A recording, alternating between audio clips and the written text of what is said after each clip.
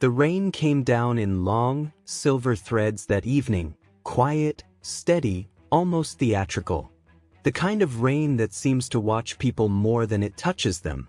Inside the warm glow of Silver Gate Café, the soft hum of music and the smell of roasted coffee wrapped the patrons in a cocoon of comfort. At a small corner table sat Daniel Hale, wearing a modest gray jacket still damp from the rain. His hair was slightly messy, his shoulders hunched not out of defeat but habit. He had spent years being the type of man people looked past rather than toward.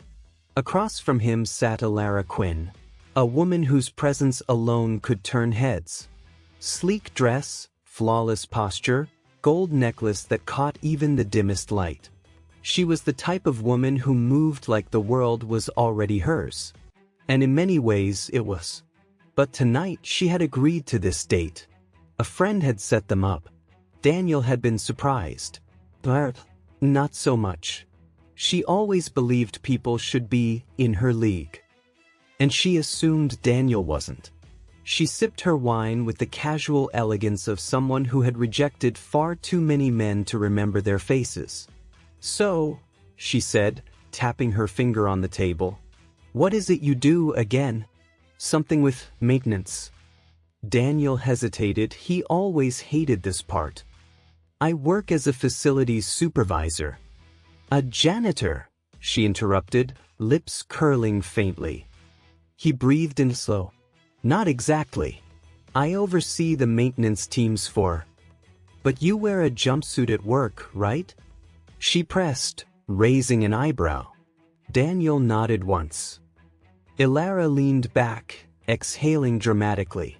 "Look, Daniel, let me be honest. You seem nice, but, I mean, the kind of life I want doesn't really align with someone with your job." Her voice had the smoothness of silk and the sting of a blade. Daniel swallowed gently. "I understand. I didn't come here expecting." "Oh, good," she said, relieved. "I just didn't want to waste your time. Or mine." She picked up her purse and stood. "Thank you for the evening," she said lightly, already mentally erasing him.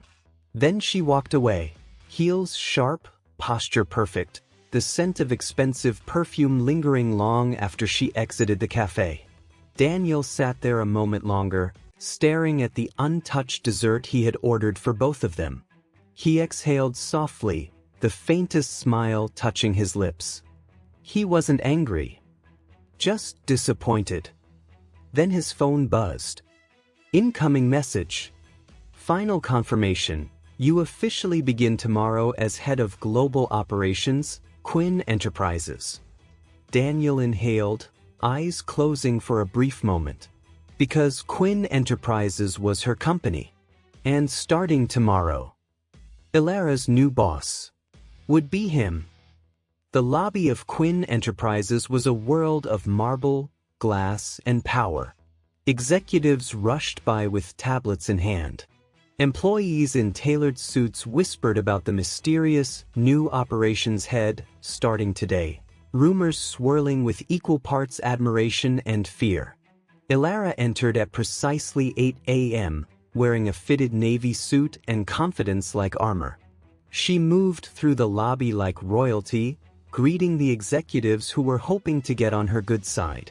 Then the HR director hurried toward her, breathless. "Elara, good, you're early. The new head of global operations is arriving today. You'll be one of the first department heads to brief him." She perked up immediately. "Right, the new operations head. Any details?" "Only that he's extremely qualified. A direct recommendation from the board. Apparently brilliant with on-ground logistics and employee structures." Elara's interest sharpened. A powerful man. High-ranking, connected. Now this was someone worth knowing. "Perfect," she said with a calm smile. "I'll make sure to welcome him properly." The executives gathered, coffee was poured, tablets synced, even the CEO was present. The room buzzed with anticipation. Elara sat near the front, adjusting her hair, rehearsing the first charming line she planned to say to the new boss. He'll definitely be more impressive than yesterday's disaster, she thought. Then the door opened, and Daniel Hale walked in. For a moment, the world seemed to freeze. Elara's lips parted, just slightly. Her eyes widened, just barely.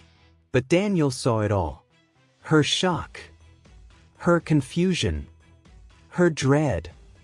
The CO stood up immediately. "Everyone," she announced proudly, "this is Daniel Hale, our new head of global operations. Highly recommended by the board. With experience that spans across multiple levels of corporate infrastructure." She smiled warmly at him. "We are honored to have you." Daniel nodded respectfully. "Thank you. I'm looking forward to working with all of you." He looked directly at Elara as he said it. Her heart hammered. Because this wasn't the man she dismissed yesterday. This wasn't the man she labeled beneath her. This was her superior. And the realization hit like an earthquake. Daniel presented effortlessly, clear, calm, commanding. He understood every detail of the company's operations. He spoke with quiet authority, the kind that doesn't need volume to convey power. Executives listened like disciples. When Elara's turn to speak came, she fumbled. Words tangled. Numbers slipped. She kept glancing at him, heart racing. He kept his expression neutral. Not cruel. Not smug. Just professional. Which somehow made it worse. The executives left one by one, whispering about how impressive the new operations head was. Elara stayed behind, palms sweating. Daniel packed his tablet slowly. "Daniel?" she said finally. He looked up. No anger in his eyes. Just calm. Cool. Controlled. "Good morning, Ms. Quinn," he said politely. She swallowed. "I didn't know who you were." "I didn't hide anything," he replied. "You made assumptions."